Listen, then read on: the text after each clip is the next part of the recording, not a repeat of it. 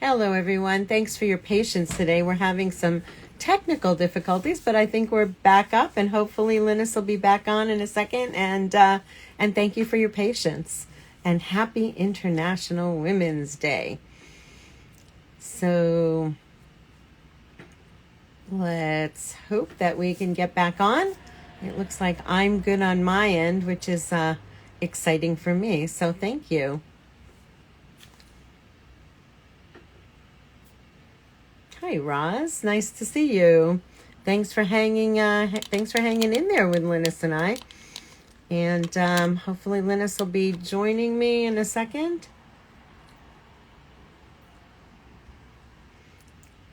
And there she is.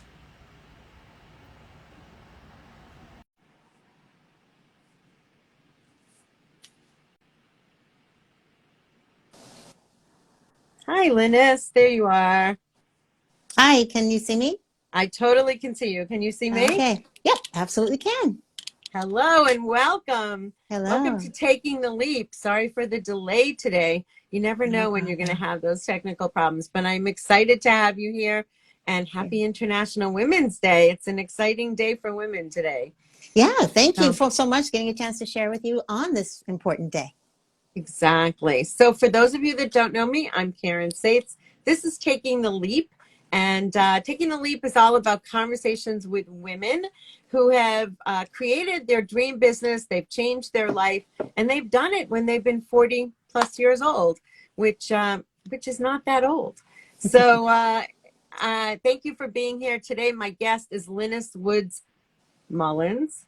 Did I say that backwards? No, you did that right. You're right. Lynnis Hmm. Woods-Mullins, and we're excited to be here. So thank you. I actually met Lynnis almost a year ago. I believe it was in February. It was at the very beginning of Clubhouse, Hmm. and it was my first room that I had ever launched. I'll never forget it. I didn't know what I was doing, and I was just like, okay, I'm gonna just launch this room.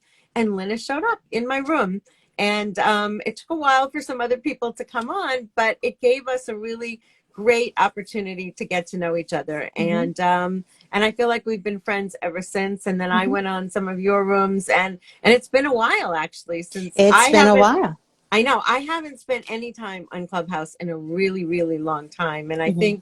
I don't think I'm alone in that. I think people sort of go through phases in terms of, the social media and the Hmm. platforms, that there's just not enough time in the Right. day to be on every social platform. You have So to prioritize. exactly. And we've all found our own niche. So, Hmm. and I think you're still on there, right? Oh yeah, yeah. I run 2 rooms a week on there, and I co-moderate with a couple other rooms. So I do it pretty regularly, but I don't have time to browse, to kind of see what else is going on. I go in and I do my thing and I get off. But it's been really great for me because it's helped me to build my network. I've met some amazing women. I've Hmm. actually found clients on there. It's definitely giving me more exposure to different kinds of networks. So I've loved my time on Clubhouse. That's fantastic. So, today we're going to talk a little bit about what you had been doing, and then, how you made your leap to where you are today, and what the keys to that transition really look like. So, start out, tell us what you were doing, and then what inspired you to take the leap. Well, prior to my business of 14 years, I had spent 25 years in corporate America in human resources. When I left human resources, I was an area VP or regional director or whatever title they give it now for recruitment for a large HMO. And I had a pretty large organization that I was responsible for. And the niche that we were doing was nurse recruitment. And I did that for 7 years, and I definitely liked the job, still like the idea of the job. What I didn't like was what it was doing to me emotionally. I Mm-hmm. had some disconnects as an administrator sitting in on meetings talking about, the need for butts in beds and the need to hire more nurses to take care of these sick people, and less conversation about, preventative measures, because after all, even with nonprofit hospitals, healthcare in general in our country is profit driven, and people don't make money if people aren't sick. And I just couldn't Couldn't any get longer your arms support that around that, system. right? Yeah, I couldn't support that system any longer. Plus, I had developed an anxiety disorder because I really do think that part of what was going on with me is that I was suffering from what's the word I'm looking for? And imposter syndrome. I always was waiting for the shoe to drop, and when it turns, you know what, Lynnis, you've been doing this for 7 years, and you're really not that great at it. So, you know, we're going to have you go. But when you have an anxiety disorder, which I found out later that I had, there's a lot of things that, you know, the cyclic thinking, the things that you tell yourself that are really just off base because it's grounded in anxiety and worry and things that really aren't real, but they appear real to you. So I decided one day, after having an epiphany of waking up one morning and couldn't stop crying, could not stop crying. My family was so concerned because I called into work, which is something I never do. Right. I turned off my phones, my computers. I just disconnected. They were concerned about this. They talked me into going into emergency because I still had tears coming out of my eyes, but you know, I felt like I was fine. So after talking with, you know, the ED docs there and a therapist and a social worker, a psychiatrist, they all agreed on one thing, that I need to get some rest. I needed a break. I was burned out. And it was during that time, my company sent me to a respite for 1 week. And then I decided at the end of that 1 week that I needed more time and asked for a year sabbatical. And of course, in the healthcare world, if you're going to take a sabbatical, that means you're going to be doing something academic, you know, writing a book, working on your grad degree, whatever, right? I've already written a book. Recharging was not part of the no.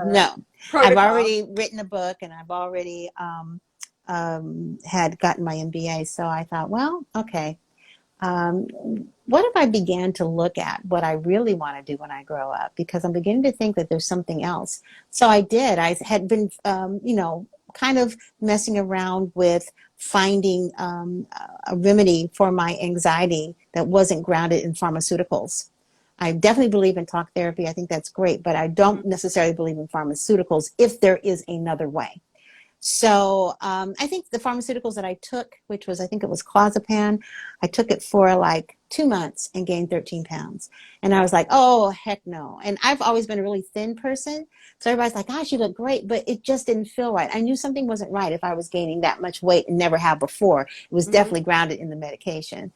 So I decided that I would go ahead and begin doing some research. And the research I found out put me into the whole mind, body, spirit world, the whole issue around holistic living and wellness and all that. And so I decided to take that time to go back to school and get certification in nutrition, life coaching, what was the other certification that I got? So did you give yourself like a full year? I mean, did you Yeah, sort of I took a set full your year own off. I took a full year off. Yeah, Yeah, and did the company let you in the end? I mean, yeah, they did. You know, I took a full year off, all with the idea of just getting more educated for myself. I didn't know what I was going to do with these certifications or anything. And then what happened was a friend of mine brought me a basket that she had bought online. And in this basket were journals, teas, essential oils, all this holistic stuff that I had been studying about. And I said, who is this person? She said, I got it online. I said, you got it online? You know, because I remember this was 15 years ago. Right. So I contacted There wasn't that much person. online at that point. No. .coms were just still licking their wounds, you know. So I contacted her, and as it turned out, she happened to live in Sacramento. And we got together, and she began to show me what she's doing online, and I was fascinated with that. And I said, you know, have you ever thought about helping women online? Because she was a Christian counselor. And she says, well, no, not specifically. And so my wheels just started turning, and I decided, you know what, I'm going to cast my cast my net and see what happens. So when it was time for me to go back to work, I called my boss and I said, you know what, I'm not coming back. He's like, what? Yeah. You know, because they paid me a lot of money, you know, and they paid for my education, all of that. But I explained to him, you know, why I wasn't coming back, and that my heart motivation was really around proactively healing and not being part of a situation where they're basically you keep your job if people are sick. I said, I just can't do that anymore. So he did understand and has become one of my biggest supporters. That's so great. Anyway, that's when I cast out my net and created a company called Praiseworks Health and Wellness, which is still the name of my company. And I thought I was going to be teaching women how to dance because in my prior life, I Uh-huh. was a professional dancer. I was took ballet for many years, danced professionally.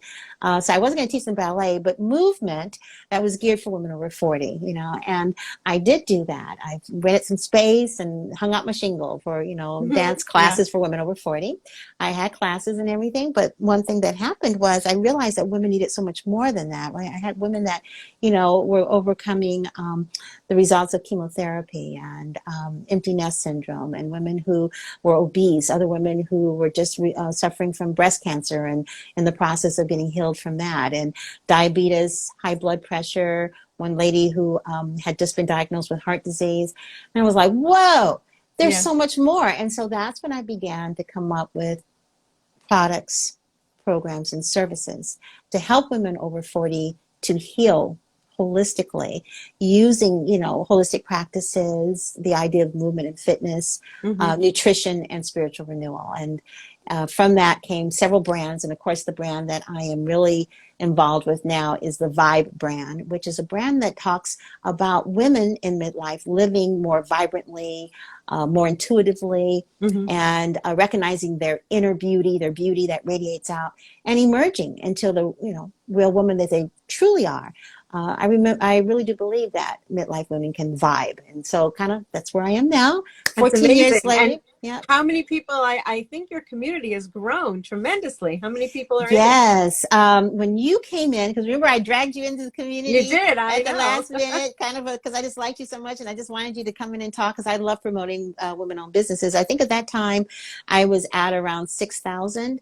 Oh my God. Yeah, I am now at 14,200 women and growing Wow. by 100 and something women every 6 or 7 days. It's phenomenal. I And was is just that really from Clubhouse and from the speaking, or sort of I think it's a what's been the combination. growth?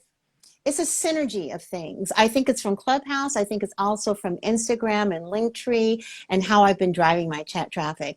I've become basically an expert in driving traffic. And in fact, I've been hired by other wellness coaches to help them build their communities, put together social media strategies, Hmm. to leverage what they do have, learning how to repurpose the content so you don't have to do it over and over again. It's just a skill that I picked up. And God, I've been doing it for 14 years. And the Hmm. first 3 years, I really didn't have that many clients. So, You had a that's what lot I of time did. to experiment, I had a right? lot of time to figure it out.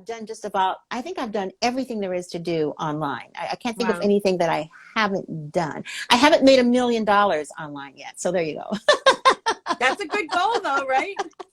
You know what? I could see it happening. Absolutely. I finally replaced my income a few years ago from leaving corporate America. I can say that I was glad, but my husband was ecstatic. He wanted to get on top of the roof and shout it out Hmm. because, things were different for those first few years, but it was worth it. Definitely worth it. So the profile of the Vibe community are women who are 40 and older, right? What was this? Is that a magic number? I mean, does something happen at 40 that I think, that people start to look inwardly, or their kids are starting to leave the house? Or is there something about that number that's been special? I think it's a combination of things. Definitely at 40, society thinks you're supposed to be feeling some kind of way. So that puts it on your mind. And then the idea of recognizing your mortality begins to come into play a lot more at 40 than it does maybe at 20. And the Hmm. other thing is that at 40, depending on when you had kids, you are beginning to start thinking about, okay, well, what else? Let's say that you have gotten married, you do have children, and your career is pretty much where you want it to be, or you're on the right trajectory. Hmm. But even all those things, that so-called perfect American dream or American nightmare, depending on how you look at it, Hmm. all those things are happening, but still and yet we begin to start thinking about, well, what else? Because I know there's more, especially for women who have done well in corporate America. They Hmm. begin to think about doing other things. Some of them have their sights on becoming president of their corporation. Okay, well, that's great. Some of them have their sights on, okay, this has been a great ride, but I think I might want to try something else. So that's why over 40. And also, on top of everything else, our bodies do begin to change significantly as we start that 40 and onward journey. Right. That's the other reason, yeah. So timing, it sounds like, unfortunately, in your case, part of that transition was really sort of knocking you down to the ground physically before you could actually think about turning it around. And now what's nice is that your hope is that people don't end up in that place. You're trying to you're being preventative. You're giving Mm-hmm. them the tools so that they don't end up, where you ended up, in order to start making those changes. But to think Yes. about those changes and to be with other women to talk about those, because I think within your community, a lot of it is around conversations and connecting with other women, and really having those discussions so that you aren't alone, and that you don't hit rock bottom before you say, oh, wait a minute, I can't do this, and start to turn around. Is that really one of your goals? Yes, one of my goals is to empower, encourage, and to educate. I really want to educate, although I don't like to data dump a bunch of stuff at people. But if they become one of my clients, they do get a lot of information and Mm-hmm. suggestions on lifestyle changes to get them to where they need to be from a wellness standpoint.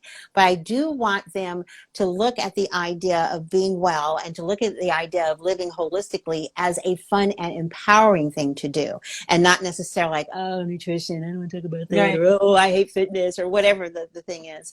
And so that's why I try to point out the importance of mind, body, spirit So something approach. that's fun, not this really journey that is going to be so tough, and you're going to be it's going to take all your time. It's more about being positive about it. Right, being positive about it.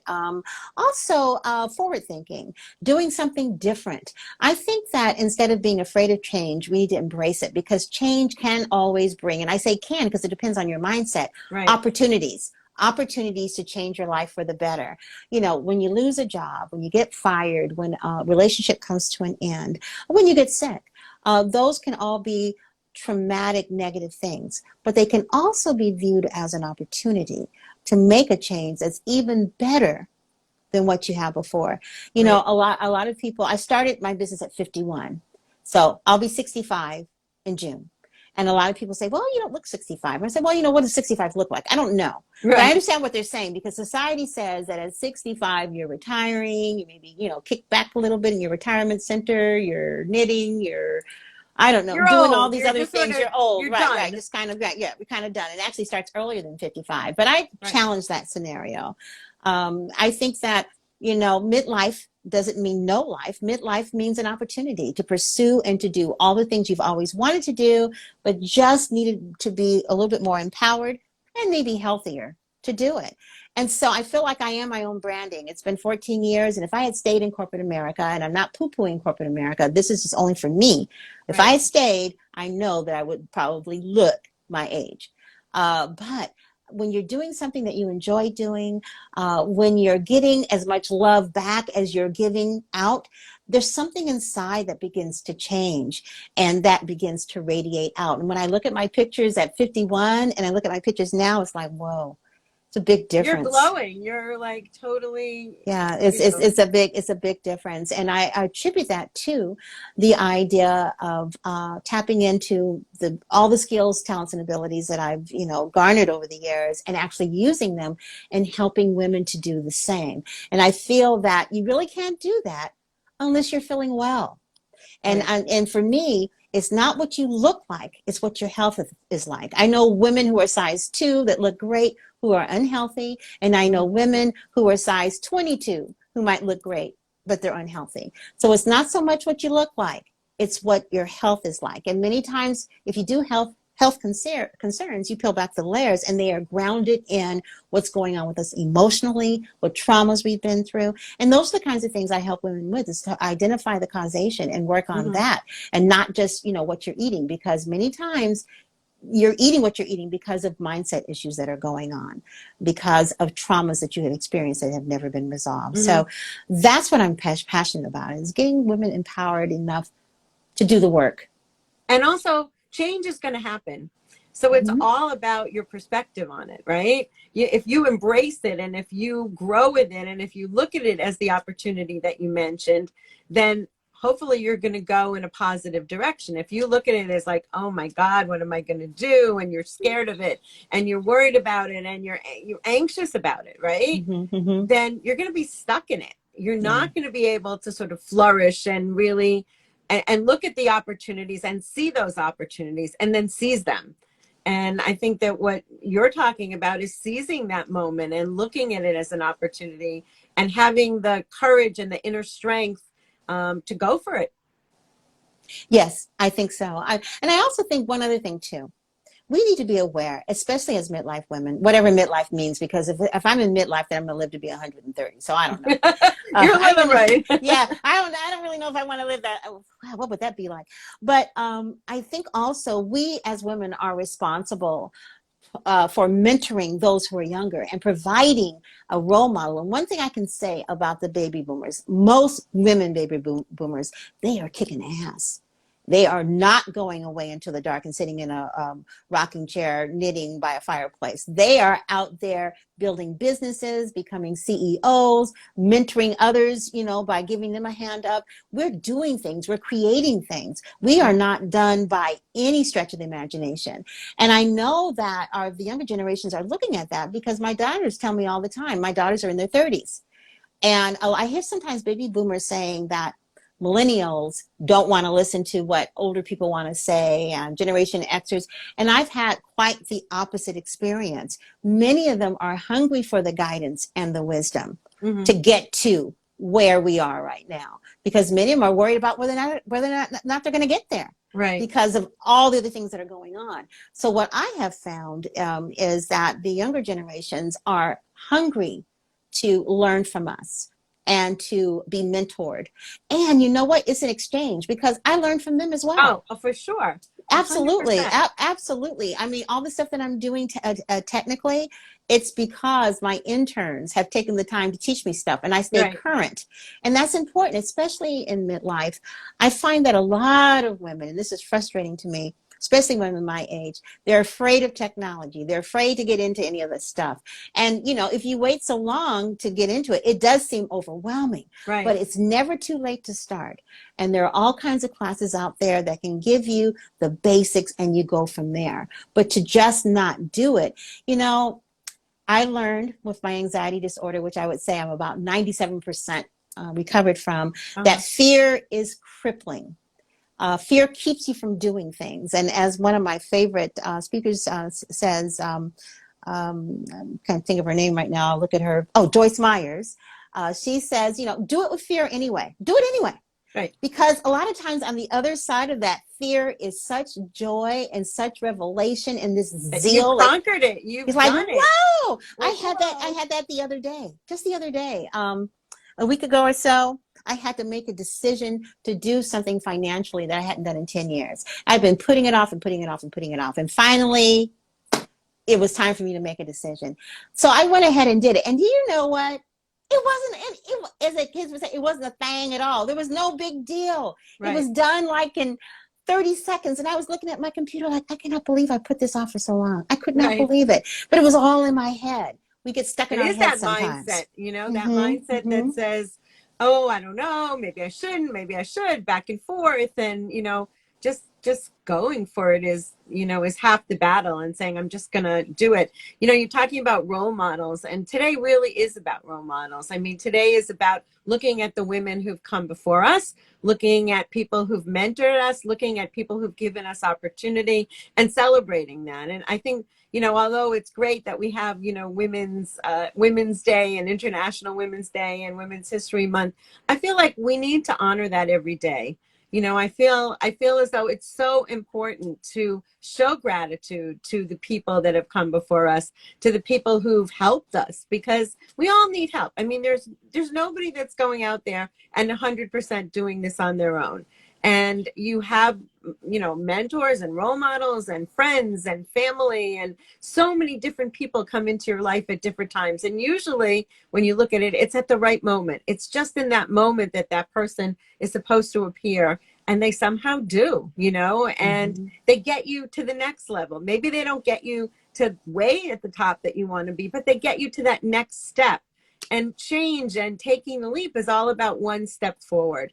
It's not about, you know, leaping, you know, hundreds of yards. It's about that next step and getting just that one step and then keep going. And that's really sort of the premise of taking that leap for me and this series. And my question to you is if you could suggest two things, or if someone had suggested to you a couple of things along your journey or along the way, what would you tell others to help them, to make it easier, to shorten the path, to take the ease off?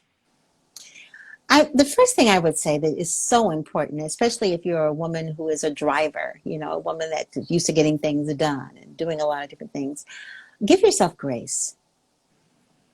We do not give ourselves enough grace. Mm-hmm. And by grace, I mean forgive yourself, allow yourself to rest, you know, celebrate your successes, the things, no matter how small, that you know that you did well. Don't take those things for granted. And give yourself grace. It's one of the best forms of self-care that I can And it's think of. honoring yourself. Honoring yourself. One thing I learned as an entrepreneur, you know, there's not a team of people around me sitting here with me. And every time something happens, I'm like, hey, you know, I can go out in my office to the folks outside. We just did this, we just did that. I can just say, oh, I just did this. And it's like, okay. You can tell your friends and your family, they're like, oh, yeah, okay. What does that mean? You know, they don't get it. Right. So you have to learn to celebrate yourself and give yourself grace whenever things don't go the way that you want to. And also surround yourself with people who do understand. Yes, that's true. That's very true. Get your village together. Yeah, exactly. Yeah. In fact, I went on Instagram Live earlier, and I mentioned the women over the past year who have really supported me and encouraged me. And Caryn, your name is on there as well. Oh, thank you. That have made a difference over this last year. The other thing that I would mention to someone is definitely do what brings you joy. Do what brings you peace. Do what affirms you. And all the other stuff, it's not worth it. If it doesn't give you joy, if it doesn't give you a sense of peace, if it doesn't affirm who you are, you probably shouldn't be doing it. And what I learned in corporate America was, while it was a great opportunity, and many of the skills that I learned, that they paid me to learn basically for so many years, I've used, I realized that one of the things that wasn't happening was it wasn't always affirming who I was. There were some things that just were not systemic to my nature that I wasn't comfortable with. But, you know, got to be politically correct in corporate America and blah, blah, blah, blah. You should do this. You should think about that. Just a lot of different things that I wasn't doing, that I didn't feel comfortable doing, that just wasn't what you did back then and everything else. But it kind of chipped away at my joy quotient over time. Now, when I see people that I used to work with, they're kind of like, wow, it looks so different. And I do. I no longer flat iron my hair. I let my gray grow in. I picked up a few pounds, and I'm not going to try to lose them. And I'm doing something that I really love doing, and that shows. So I would say, you know, to make sure that you go after things that bring you joy, peace, and affirm those things that are most important to you. It's interesting, you know, you're saying that, I'm thinking of the Netflix show, the Marie Kondo method of cleaning your closet, right? If the item doesn't bring you joy, throw it out. It doesn't stay in your closet. Exactly. Throw it out and replace it with something new, or don't replace it. Just move on to the next thing that does bring you joy. And, you know, it's kind of, there's the physical, and then there's also the mental, right? And it's bringing them together. And we all need to clean our closets all the time, right? Absolutely. That's funny, because that's one of the things I'm going to be tackling very, very soon. I have this huge walk-in closet, and I'm beginning to think that some of the clothes in there are so old and have matured so much that they're going to, one day I'm going to walk in there and they're going to say, hey, Lynnis, you know, they've become intelligent life. I know I need to get some of those. I still have suits from 15 years ago, because I just hated the idea of getting rid of 30 suits, but I haven't worn one of them since I left corporate America. I have not. You know, there are women who actually still need them. So donate them. Exactly. And, you know, pay it forward, donate them, and give them to an organization where someone can really enjoy them. Because you had your joy from them, right? Right. I did. And someone else. You are absolutely right. That's what someone else said too. So I'm going to find an organization I can give it to, and hopefully, you know, they'll enjoy it. You're right. At the time that I was using them, I did. And even now, when I have an opportunity to wear suits, I don't. I wear something else that's a little bit more. I'm much more bohemian. Right. Comfortable in yourself. Comfortable in your clothes. Exactly. I had some heels on the other night, and I was like, whoa, I can't believe I wore these every day like this. Right. Oh my God. So yeah, doing what you know brings you joy and gives you peace and affirms yourself really does further your goals in terms of achieving them and fine tuning them and all of that, because you've Hmm. got that piece there for you that's always there for you, regardless of what's going on around you. If I had one more thing to say, I would say is create that bubble. Live in your bubble. And that doesn't mean that you're not aware of what's going on. Hmm. Doesn't mean that you don't care about others. But it Right. does mean that you have created a safe space for yourself that you could go to, from a visual perspective, to keep negativity from penetrating, to keep things that are not for you from penetrating that bubble, so that you can focus on the things that you really want to do. And that's not always an easy thing to do, but it's Right. something that we can aspire to. Especially these days, because there's so many reasons not to have joy if we allow ourselves to Right. So feed that into space everything. is something that you're creating in your community. So can you Yes, I hope tell the so. women, can you tell everyone how do they join your community? Where do they go? Well, the best place to go is go to my link tree on Instagram and click on the link in my profile. And there you will see the Vibe Women 40 and Beyond group. So click on that button and that will lead you directly to the group. It will also lead you to my podcast, my websites, and the different kinds of services I provide, and some downloads, some free downloads. One of the downloads that's showing right now is 20 ways to increase your self-care in midlife, and 10 ways to increase your energy holistically. So there's some Hmm. downloads in there too. So go That's ahead and great. check it out. Yes. Mm-hmm. Great resources for women who want to make these changes and want that inner support and outer support, and so they're going to get the benefits of your group and your community and your wisdom, your personal wisdom, by the way, Yes. and along with all of the resources to actually go out and make it happen and do it, which is great. They'll also be able to, I'm going to post this on YouTube. We have a Mm-hmm. YouTube channel on Oh, Taking the great. Leap, and in the information and description, it'll also have a link to your community, so people can go on there and join your community. I'm part of that community. I love Yeah, the you fact are. that I can be part of that community Mm-hmm. and really benefit from your wisdom, because I think you just are so, you have this sage wellness, brilliance and Oh, thank natural. you. It's just instinctive, Thank you. and It is pretty much, it's interesting because a lot of times when I'm doing these things and I think back later and said, wow, where did that come from? Whatever it was I was talking it's about. But I in do, you. It's yeah, instinctive. It's who you it's are. daily. It's who I am. But I did want to say one thing. Hmm. There's two things that I have done that I've never done before when it comes to my coaching practices and things like that. Hmm. The first thing is that I have a VIP day, and I encourage people to go and click on the VIP day to find out about it, and also to sign up for a free assessment. And the Uh-huh. VIP day basically is I spend one day with you addressing what your wellness concerns are, usually one or two wellness concerns, and we come up with a blueprint on how you're going to tackle this. And this is really for women who are super busy, executives, senior managers, and things like Right. that, who've tried coaching before and they just don't have the time the way they'd like. And then the Staying other thing, power. right, and the other thing is that after much prayer, I've decided to create a group for women who happen to be African American, Hmm. who are dealing with wellness issues that are systemic to African Americans. Heart Hmm. disease is one of them, high cholesterol, high blood pressure, diabetes, so things like that nature. And this group is to provide support, empowerment, and information on how to work on things from a holistic standpoint to get your numbers back into where they need to be. Also, we deal with anxiety, Hmm. emotional eating. So if you're interested in that, please click on the Vibe Sister Circle button in my link tree to sign up to get more information about that. So I just wanted to mention those two That's things great. I think because I that's just rolled them out. fantastic. Just I rolled mean, them you're out. So really giving so much to the community. It's thank amazing. you. So thank you. Thank you for being on Taking the Leap. Thank you for Thank you for honoring inviting me me. on International Women's Day, which I Thank think is you. just so special.